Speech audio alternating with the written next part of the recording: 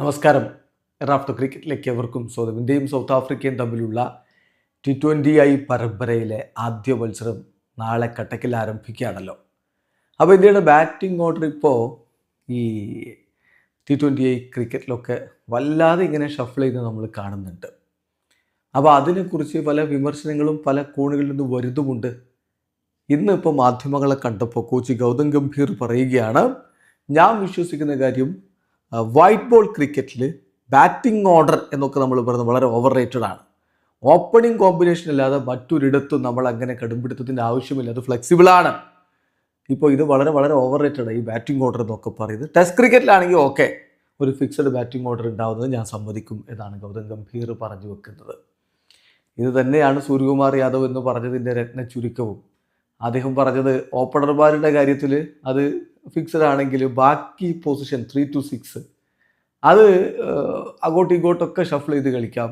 അങ്ങനെ ഒരു ഫ്ലെക്സിബിലിറ്റി ബാറ്റർമാർക്കിടയിൽ ഉണ്ടാവണം എന്നാണ് സൂര്യ പറഞ്ഞത്. അതേ ടോൺ തന്നെയാണ് ഗൗതം ഗംഭീറും പറഞ്ഞത്. അദ്ദേഹം പറയുന്നു, I have always believed that in white ball cricket batting orders are very over rated except for the opening combination. It is very very over rated. In test cricket yes you got to have a fixed order എന്നാണ് അദ്ദേഹം പറയുന്നത്. കാര്യം വളരെ വ്യക്തമാണല്ലോ. അതായത് white ball ക്രിക്കറ്റിൽ, അതിപ്പോൾ ഏകദിനത്തിലും അദ്ദേഹം അങ്ങനെ ചിന്തിക്കുന്നുണ്ടെന്ന് വേണം മനസ്സിലാക്കാൻ. വൈറ്റ് ബോൾ ക്രിക്കറ്റ് എന്നാണ് പറഞ്ഞത്, T20I എന്നല്ല.